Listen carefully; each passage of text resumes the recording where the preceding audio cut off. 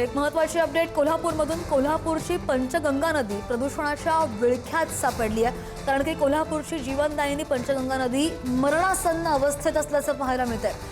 मागच्या अनेक वर्षांपासून पंचगंगा नदी प्रदूषणाकडे प्रशासनाचं दुर्लक्ष आहे आणि प्रदूषण नियंत्रण मंडळाची फक्त कागदी घोडे नाचवण्याची वृत्ती सुद्धा पाहायला मिळते. पंचगंगेत मैलोन मैल जलपर्णीचं साम्राज्य असल्याचं सुद्धा या दृश्यांमध्ये आपण पाहतोय. पंचगंगा नदीमध्ये तब्बल 6 ते 7 किलोमीटर पर्यंत नदीमध्ये जलपर्णी आहे. पंचगंगेत काळं पाणी आणि दुर्गंधी तसंच पंचगंगेचं अस्तित्व सुद्धा धोक्यात आहे. नदी प्रदूषणात जबाबदार 109 कारखाने, उद्योग आणि MIDCना सुद्धा नोटिसा बजावल्या गेल्या.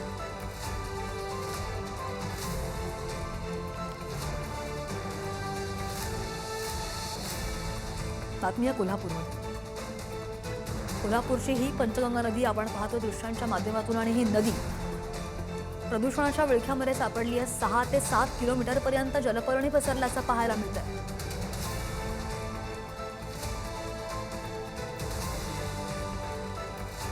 जे घटक याला कारणीभूत आहेत, कारखाने असतील किंवा मग कंपनीज असतील, त्यांना नोटिसा बजावल्या गेलेल्या आहेत. मात्र हे दृश्य पाहतोय कोल्हापूरच्या पंचगंगा नदीची. ही नदी पूर्णपणे प्रदूषणाच्या विळख्यात अडकली आहे. कोल्हापूरची जीवनदायिनी पंचगंगा नदी मरणासन्न अवस्थेत असल्याचं आपल्याला या दृश्यांवर दिसतंय. या संदर्भात आणखी बोलूयात. आमचे प्रतिनिधी शेखर पाटील आपल्यासोबत आहेत.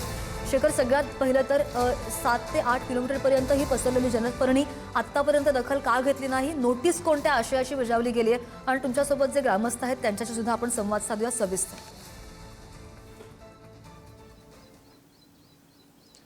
श्रद्धा, बरोबर आहे. सुरुवातीला मी पुन्हा एकदा ही व्हिडिओ जे आहे ते दाखवतो, जेणेकरून महाराष्ट्राला आणि महाराष्ट्रातल्या सगळ्याच नेत्यांना ही समजूत येईल की कोल्हापूरची पंचगंगा नदी कुठल्या पातळीवरती आता पोहोचलेली आहे. अगदी मरणासन्न अवस्थेत म्हटलं तरी ती वावगं ठरणार नाही, कारण आपण हे सगळे व्हिडिओ बघतोय.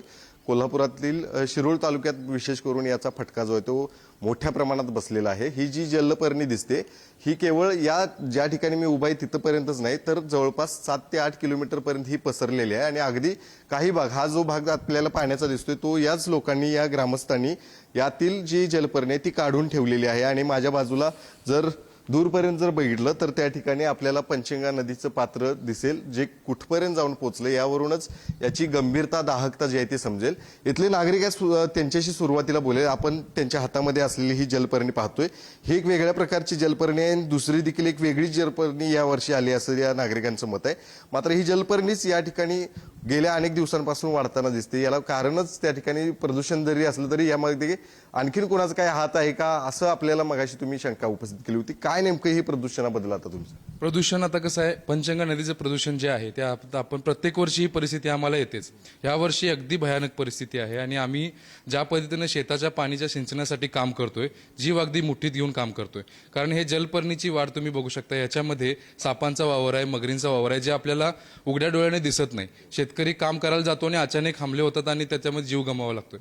दुसरी गोष्ट म्हणजे जे सिटीजमधून जे प्रोसेसचं पाणी बाहेर पडतंय ते पूर्ण 100% प्रोसेस न करता सोडलं जातंय आणि त्याच्यामुळे हा प्रश्न जो आहे तो अजून गंभीर होत चाललाय. आणि उन्हाळ्यामध्ये काय होतंय की उन्हाळ्यामध्ये पाण्याचा प्रवाह कमी असतो, पाणी सुद्धा नदीत कमी असतं आणि याच्यामुळे ह्या जलपर्णीची वाढ जास्त होते. आणि याच्यामध्ये एक शंका कायम मनात येते प्रत्येक शेतकऱ्याच्या मनात की प्रत्येक वर्षी पूर येऊन गेल्यानंतर ही जलपर्णी पूर्ण धुवून जाते. वर्षाच्या 8-9 महिन्यामध्ये ही जलपर्णी नसते, पण प्रत्येक वर्षी नव्याने येते. ही एकदा जर धुवून गेलेली आहे आणि परत जर प्रत्येक वर्षी येत असेल तर ही एक शंकेची बाब कायम मनात येते. अशा पद्धतीने आपण असं म्हणू शकतो की मेलेली व्यक्ती जिवंत होणं, ह्याच्या बी असल्याशिवाय ह्याचं पूर्ण तुम्ही वाढ होणार नाही. आणि कुठेतरी ह्याचं मागे कुठेतरी षडयंत्र आहे का, जेणेकरून उन्हाळ्यामध्ये प्रवाह कमी, पाणी कमी, त्यामुळं आपल्या प्रोसेसचं पाणी जमिनीच्या खालून जावं, जलपर्णीच्या खालून जावं आणि कुठं पाणी जमिनीच्या खालून जावं आणि आपल्याला समोरच्या शेतकऱ्यांना दिसू सुद्धा नाही. कारण आता आमची परिस्थिती अशी आहे की उन्हाळ्यामध्ये ऊन जास्त असते. आम्हाला कोणत्याही परिस्थितीतलं पाणी असेल ते शेताला पाजवणं गरजेचं आहे, नाहीतर आमचं पुढचं पीक येणार नाही. आणि सगळ्यात महत्त्वाचं म्हणजे हे पाणी सिंचनाला वापरतोय आणि आपण हॉटेलमध्ये गेल्यानंतर बिस्लरीचं पाणी मागून पितोय, पण ताटामध्ये जी भाजी आली ती केमिकल युक्त आहे. कारण आपल्या तालुक्याला आता कॅन्सर कॅपिटल म्हटलं जातं, शिरोळ तालुक्याला. का तर ह्या पंचगंगा नदीमुळे. एकेकाळी ही पंचगंगा 5 नद्यांचा संगम होऊन हे खाली येते आणि त्याला खूप असं दैवी रूप होतं आणि आम्ही पण लहानपणी बघितलंय. पण सध्याची परिस्थिती बघता गंभीर आहे आणि कॅन्सरचं प्रमाण सुद्धा ह्या पाण्यामुळे वाढत चाललंय. नक्कीच. खरं तर तुम्ही देखील आता सगळेच झटताय या सगळ्यासाठी. कसं बघताय ह्या सगळ्या प्रदूषणाकडे आणि आता काय सरकारला तुम्ही सांगा? सरकारला माझं सांगणं इतकंच आहे की आपली पंचगंगा माई इतकी प्रदूषित आहे, हिला स्वच्छ करण्यात यावं. आज आपल्या ह्या पंचगंगावर इचलकरंजी असेल, कोल्हापूर असेल, इतक्या मोठ्या महानगरपालिकामध्ये आहेत. विकास आपल्याला आवश्यक आहे, पण त्या विकासाच्या आड जर प्रदूषण तुम्ही नदी करून जर आज शिरोळ तालुक्याला कॅन्सरचं कॅपिटल बनवत असाल, तर आपली पंचगंगा नदी इतकी प्रदूषित करत असाल तर जाणीवपूर्वक ह्याच्याकडे शासनाचं दुर्लक्ष आहे असं मला म्हणावं लागेल. प्रशासनाने यामध्ये लक्ष ठेवून आपली पंचगंगा माय प्रदूषणमुक्त करावी, इतकीच आमची माफक अपेक्षा आहे. पंचगंगा ही आमच्या गावची अर्धांगिनी आहे. या पंचगंगेमुळं बरेच आमची शेतकरी आजारी पडत आहेत, लहान मुलं आजारी पडत आहेत. हे पिण्यायोग्य पाणी नाही. आणि मला एकच विनंती करायची आहे प्रशासनाला की प्रोसेसधारकांच्यावर यांचा अंकुश राहिलेला नाही. आणि जर प्रशासन जर प्रोसेसधारकांच्यावर अंकुश ठेवत नसेल तर कुठंतर आम्ही या पंचगंगेच्या काठावर असणारी जी गावं आहेत ही आम्ही त्या प्रोसेसधारकांना इचलकरंजीत येऊन त्यांना आम्ही जाब विचारल्याशिवाय राहणार नाही. नक्कीच खरं तरी संताप आहे. तुम्ही देखील संताप आता व्यक्त अनेक जण करताना दिसतंय. आता मात्र ही पंचगंगा नेहमीच दूषित त्या ठिकाणी होते. सरकारनं काय केलं पाहिजे असं आता तुम्हाला वाटतं? खरं म्हणजे हे पंचगंगा प्रदूषण व्हायला सरकारच जबाबदार आहे. कारण आज या पंचगंगाच्या उगमस्थानापासून जर बघितला तर ही पंचगंगा वाहत येते जे NH4 हायवेपर्यंत बघितला तर तिथं प्रदूषण कमी आहे. पण तिथून पुढे जर बघितला तर आज नरसिंहवाडीच्या कृष्णा नदीला जिथं पंचगंगा नदी मिळते तिथंपर्यंत आज पूर्ण नदी दिसत नाही, तर एक क्रिकेटचं ग्राउंड दिसतंय. इतकी जलपर्णी, इतकी प्रदूषण आहे. आणि या प्रदूषणाला जर सरास जर म्हटला तर याला कारणीभूत आहे ती 2 शहरं आणि शहराला लागून असणारे उद्योग. त्या उद्योगातनं पडणारं जे पाणी बाहेर पडतंय ते पाणी प्रदूषित आहे. आणि ते प्रदूषित पाणी पडू नये म्हणून त्याची काळजी घेणं खरं म्हणजे सरकारची जबाबदारी आहे, प्रशासनाची जबाबदारी आहे. त्यासाठी आज महाराष्ट्र प्रदूषण मंडळ आहे, सरकार आहे, आमदार आहेत, खासदार आहेत. हे अनेक 25 वर्ष झाली या प्रदूषण मुद्द्यावर फक्त त्या एसीत आणि मिटिंगमध्ये बसून बोलून ही पंचगंगा प्रदूषण मुक्त होत नाही आहे. आणि एक का मुक्त होत नाही तर ह्याच्यामागे ह्यांचं कोणाचा हात आहेत काय, ह्यांना काय म्हणजे वाटतं या संदर्भामध्ये शेतकऱ्यांना जर ह्यांना शेतकऱ्यांचा जीव घेऊन शेतकऱ्यांचं आरोग्य गढूळ करून जर हे सिटीचं स्मार्ट सिटी करायचं जर यांचं धोरण असेल तर हे कदापि शेतकरी आणि ग्रामीण भागातला शेतकरी त्यांना माफ करणार नाही.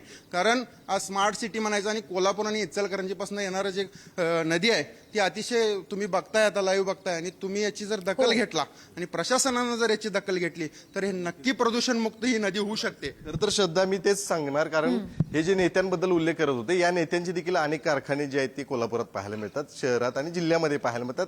ते देखील या सगळ्याला जबाबदार आहेत असं या सगळ्यांचा आरोप आहे. आणि अर्थातच कोल्हापूर महानगरपालिका असू दे, इचलकरंजी महानगरपालिका असू दे, यांचं देखील दूषित पाणी जे आहे ते या पंचगंगेला मिळतं. आणि परिणामी ही पंचगंगा नदी इतक्या मोठ्या प्रमाणात प्रदूषित झालेली आहे. कधी एकदा या सगळ्या नेत्यांना जाग येणार आहे हे आपण आता पुढारी न्यूजच्या माध्यमातून सवाल करतोय. कधी एकदा ही पंचगंगा नदी स्वच्छ होणार आहे. आणि जी जलपर्णी आपण पाहतोय दरवर्षी या ठिकाणी वाहून जाते, मात्र पुन्हा एकदा त्या ठिकाणी का उगवते असा देखील प्रश्न जो आहे तो यांचा आहे.